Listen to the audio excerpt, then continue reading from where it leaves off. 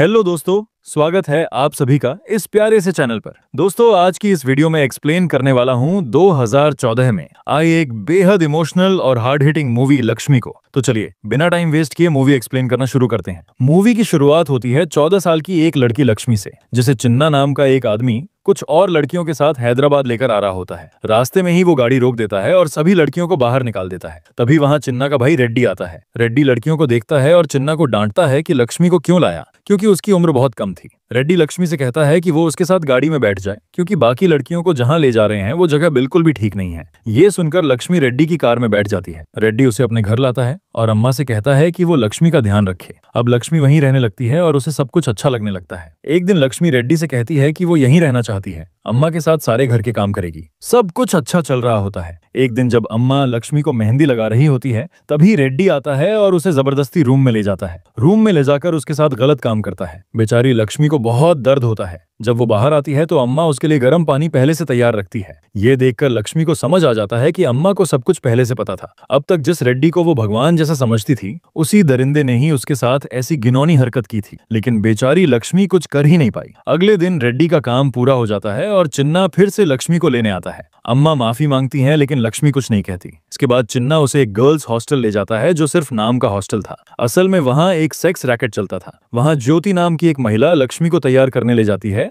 उस कमरे में पहले से सुवर्णा नाम की एक लड़की सो रही होती है। ज्योति लक्ष्मी से कहती है कि वो भी आराम कर ले, क्योंकि आज रात उसका भी काम शुरू होगा। लक्ष्मी को एक बड़े आदमी के पास भेजा जाता है। फिर उसी रात एक और क्लाइंट को हैंडल करने के लिए उसे दोबारा तैयार किया जाता है। अब ये सिलसिला लगातार चलने लगता है। लक्ष्मी एक दिन मौका देखकर वहां से भागने की कोशिश करती है, लेकिन चिन्ना उसे पकड़ लेता है। वो उसे बहुत मारता है, साथ ही ज्योति को भी पीटता है, क्योंकि उसकी लापरवाही से लक्ष्मी भागने की कोशिश कर पाई। फिर सुवर्णा लक्ष्मी को समझाती है कि भागने की कोशिश बिल्कुल बेकार है, क्योंकि अगर दोबारा पकड़ी गई तो हालत और खराब हो सकती है। इसलिए बेहतर है कि वो जैसे बाकी लड़कियां काम कर रही हैं वैसे ही करे। अब लक्ष्मी भी धीरे धीरे उस माहौल का हिस्सा बन जाती है। उधर ज्योति की एक बेटी होती है, जिसे वो पढ़ाई के लिए सपोर्ट करती है। उसकी बेटी को नहीं पता कि उसकी माँ असल में क्या काम करती है, लेकिन ज्योति ये सब इसलिए कर रही थी ताकि उसकी बेटी इंजीनियरिंग की पढ़ाई पूरी कर सके। वो कहती है कि जिस दिन बेटी को जॉब मिल जाएगी वो ये सब काम छोड़ देगी। एक दिन उमा नाम की सोशल वर्कर लक्ष्मी से मिलने आती है। वो वहां की लड़कियों के लिए सैनिटरी पैड्स, कंडोम्स और दूसरी जरूरी चीजें लाती थी। धीरे धीरे लक्ष्मी और उमा के बीच अच्छी दोस्ती हो जाती है। एक दिन चिन्ना कहता है कि कुछ लड़कियों को एक क्लाइंट के पास भेजा जाएगा और लक्ष्मी भी इसके लिए हामी भर देती है। लेकिन इस बार वो तय करती है कि अब की बार भागकर रहेगी और फिर वही कोशिश करती है।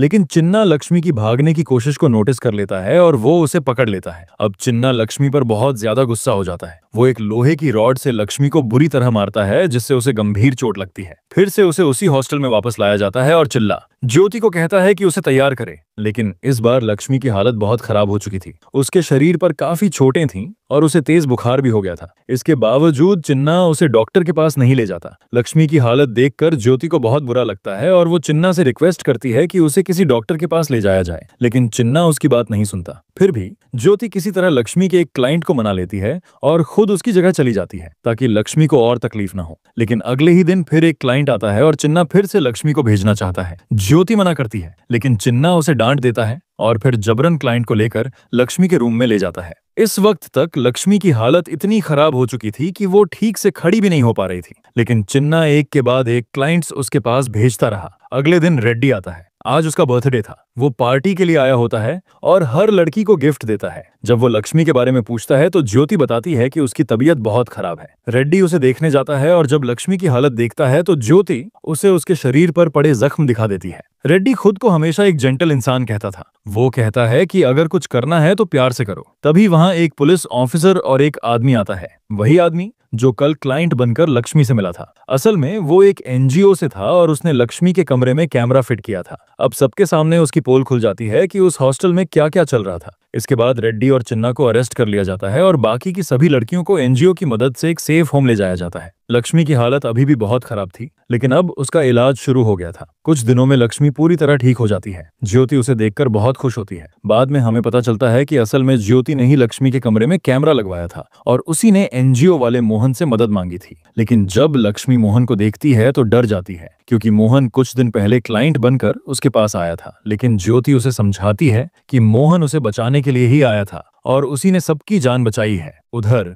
रेड्डी और चिन्ना को जेल हो जाती है, लेकिन चिन्ना बचकर भाग जाता है और फिर एक नए नाम से एक और हॉस्टल खोल देता है, जहां फिर से वही सब कुछ चलने लगता है। अब क्योंकि लक्ष्मी ठीक हो चुकी थी तो ज्योति कहती है कि वो चिन्ना के पास वापस जाएगी, क्योंकि उसे पैसों की सख्त जरूरत थी। उसकी बेटी की पढ़ाई अभी बाकी थी और वो किसी भी कीमत पर उसे कंप्लीट करना चाहती थी। लक्ष्मी उसे रोकने की कोशिश करती है, लेकिन ज्योति कहती है कि उसके पास और कोई रास्ता नहीं है और फिर वहां से चली जाती है। कुछ दिन बाद सुवर्णा भी डिसाइड करती है कि वो भी उसी जगह वापस जाएगी। लक्ष्मी उसे भी रोकने की कोशिश करती है, लेकिन सुवर्णा कहती है कि उसके घर वाले उसे अपनाएंगे नहीं और बाहर भी उसे कोई जॉब नहीं देगा, इसलिए वो पैसे कमाने के लिए वही रास्ता चुनती है और चली जाती है। इसके बाद मोहन लक्ष्मी से कहता है कि अगर वो भी जाना चाहती है तो वापस जा सकती है, लेकिन लक्ष्मी अब बिल्कुल बदल चुकी थी। वो कहती है कि अब वो ये सब किसी और के साथ नहीं होने देगी। अब वो चुप नहीं बैठेगी, बल्कि आवाज उठाएगी और कोर्ट में केस लड़ेगी। इसके बाद मोहन और उसकी टीम एक वकील अविनाश को ढूंढते हैं। अविनाश पहले तो ये केस लेने से मना कर देता है, लेकिन जब वो लक्ष्मी का हौसला और इरादा देखता है तो वो केस लेने के लिए तैयार हो जाता है। अविनाश लक्ष्मी को पहले ही बता देता है कि कोर्ट में उससे किस तरह के सवाल पूछे जाएंगे और लक्ष्मी खुद को उस सब के लिए तैयार कर लेती है। अब कोर्ट की कार्यवाही शुरू होती है। रेड्डी का वकील साबित करने की कोशिश करता है कि रेड्डी तो बस एक हॉस्टल चलाता है जहां वो गरीब लड़कियों की मदद करता है। वो कहता है कि लक्ष्मी झूठ बोल रही है, उसी ने पैसों के लिए लालच में आकर लोगों के साथ गलत संबंध बनाए, इसमें रेड्डी की कोई गलती नहीं है। लेकिन लक्ष्मी कहती है कि सबसे पहले रेड्डी ने ही उसके साथ बलात्कार किया था और फिर हॉस्टल के नाम पर उसे वहां ले जाया गया, जहां उसके साथ बहुत गंदी हरकतें हुई। जो भी गलत काम करने आता उसके साथ जानवरों जैसा सलूक करता था। लक्ष्मी कहती है कि जब भी मैं इस बारे में सोचती हूँ मेरी रूह कांप उठती। क्या मेरे माँ बाप ने इसी दिन के लिए पैदा किया था? इसी बीच अविनाश कोर्ट में एक वीडियो दिखाता है जिसमें चिन्ना पैसे ले रहा होता है, लेकिन उसका वकील डिफेंड करते हुए कहता है कि वो पैसे तो सिर्फ लड़कियों की केयर के लिए ले गए हैं, कोई गलत काम नहीं हुआ। तभी अविनाश को पता चलता है कि उनके पास एक और प्रूफ है। असल में मोहन ने ही लक्ष्मी के कमरे में हिडन कैमरा लगाया था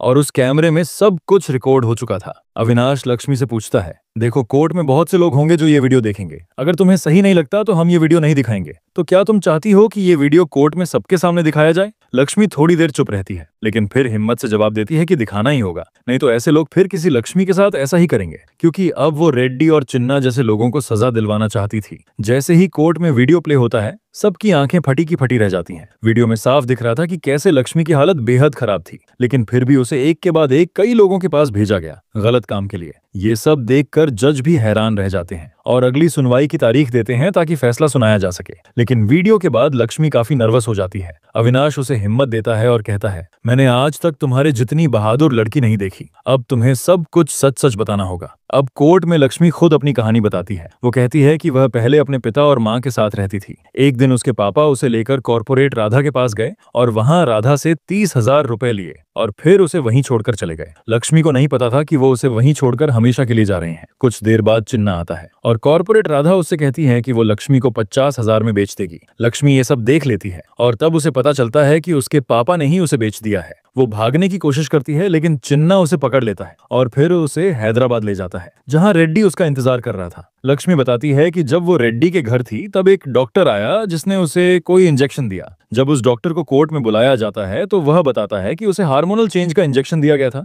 दरअसल ये एक ऐसा इंजेक्शन होता है जिससे लड़की उम्र से पहले ही जवान दिखने लगती है। इसके बाद कोर्ट में सवाल किया जाता है, क्या जब लक्ष्मी के साथ जबरदस्ती हुई थी तब तुमने उसका इलाज किया था? डॉक्टर जवाब देता है, हाँ, उस रात जब रेड्डी ने जबरदस्ती की तो मुझे बुलाया गया था क्योंकि उसे तेज ब्लीडिंग हो रही थी। अब अविनाश एक और सवाल करते हुए कहता है कि रेड्डी का भी इलाज चल रहा था, इसके बारे में कुछ बताना चाहोगे? इसके बाद डॉक्टर ने जो बताया वो सुनकर पूरा कोर्ट ही हिल जाता है। डॉक्टर कहता है कि रेड्डी HIV पॉजिटिव है और यह भी बताता है कि रेड्डी जानबूझकर कम उम्र की और वर्जिन लड़कियों को ही चुनता था, क्योंकि वो ऐसा मानता था कि अगर HIV पॉजिटिव इंसान यंग लड़की के साथ गलत काम करेगा तो उसकी बीमारी ठीक हो सकती है। मतलब इस कमीने ने बेचारी लक्ष्मी को भी HIV से ग्रसित कर दिया। अब यह साबित हो चुका था कि लक्ष्मी के साथ क्या क्या हुआ। इसके बाद कोर्ट में कॉर्पोरेट राधा को बुलाया जाता है। वो कोशिश करती है कि लक्ष्मी को पैसे देकर चुप करा दे, लेकिन लक्ष्मी उससे कहती है, तुम एक औरत होकर भी ऐसा कर सकती हो? शर्म आनी चाहिए तुम्हें। उधर चिन्ना को भी पता चल जाता है कि कैमरा असल में ज्योति ने लगवाया था। अब वो गुस्से में आकर ज्योति को बहुत मारता है और उसकी बेटी को बुलाकर बताता है कि उसकी माँ असल में क्या काम करती है।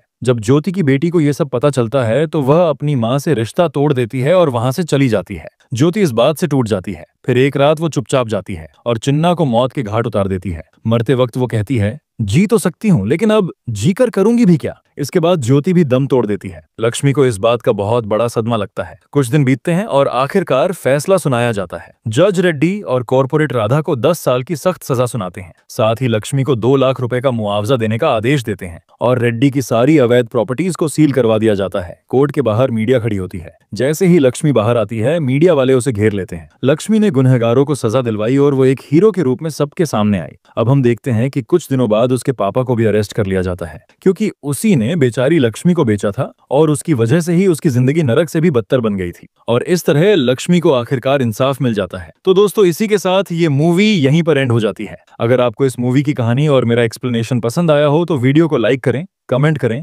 और चैनल को जरूर सब्सक्राइब करें। मिलते हैं एक और दिल को छू लेने वाली कहानी के साथ। तब तक के लिए धन्यवाद।